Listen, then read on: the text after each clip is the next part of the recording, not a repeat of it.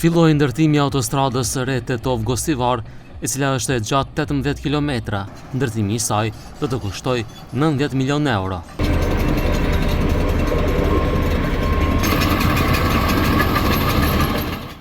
Për ta parë nisjen e punimeve, në vendngjarje erdhi kryeministri Mickovski bashkë me ambasadorën amerikane Angela Geller. Funksionarët e Vlenit erdhën të bashkuar, por pa taravarin, që i fundit erdhi me bashkëpartiakët e Aleancës për Shqiptarët. Në fjalimin e tij, kryeministri Mickovski theksoi se sot po nis një nga projektet kyçe infrastrukturore në vend dhe si një vend pa dalje në det, kemi potencialin të jemi pjesë e 3 koridoreve panevropiane. Како држава сме можеби единствените кои што имаат потенцијал да бидат дел од 3 паневропски коридори. Првиот е овој, на кој што денеска се обраќаме, а тоа е коридорот 8. Вториот е коридорот 10, коридорот 8 кој што ги поврзува Јонското и Јадранското море со Црното море, коридорот 10 кој што го поврзува во овој дел од Европа, Средоземјието со Централна Европа, но и коридорот 11 кој што поминува во нашето источно соседство. Со една одсечка која што ќе ги поврзува коридорот 10 и коридорот 11, тогаш стануваме земја која што ќе биде директно поврзана со сите пристаништа во овој дел на Европа и ќе биде значајна алка на она за кое што зборуваше и почитуваната амбасадорка на Соединетите Американски држави, господјата Агелер, а тоа е значајна алка на јужното крило на најголемата алијанса во човештвото, а тоа е НАТО алијансата. Zëvendës kryeministri i parë Izzet Mexhiti tha se kjo nuk është vetëm një rrugë, por një arterje evropiane që lidh Adriatikun me detin e Zi, që siç tha sjell Evropën në Ballkan dhe Ballkanin në Evropë. Sot, në vend të fotoaparateve, rreth nesh po gjemojnë zhurma të buldozherëve, eskavatorëve dhe kamionëve. Ne nuk xhirojmë spote reklamash, por ndërtojmë të ardhmen. Po ndërtojmë rrugë për popullin tonë. Korridori 8 është më shumë se një rrugë.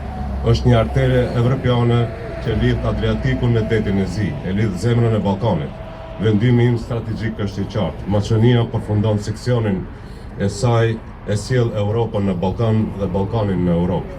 Me fillimin e kësaj autostrade ne përshëndrojmë rajonin e Pollogut me udhëheqës të mundësive dhe investimeve, vendeve të punës. Po shkurtojmë rrugën midis Shkupit, Ohrit dhe Strugës dhe po ofrojmë kufirin në qaftan me çdo shtëpi tonë dhe çdo ide biznesi që pret treg. Ka otvarаме фронт за работа на делницата Тетово-Гостивар од 17,5 км, Гостивар-Бокојчани 14,7 км и Прилеп-Битола 29 км. Или некаде планот е до ова лето активно да се работи на изградба на автопати во рамки на коридорите 8 и 10 од некаде 65 до 68 км. It is such an enormous pleasure as the American ambassador to stand here today with all of you, because even though we're sort of standing amongst the rubble represents progress. And this is a long time coming for those of us who have been following this project for years, it seems. So I am very pleased to see this.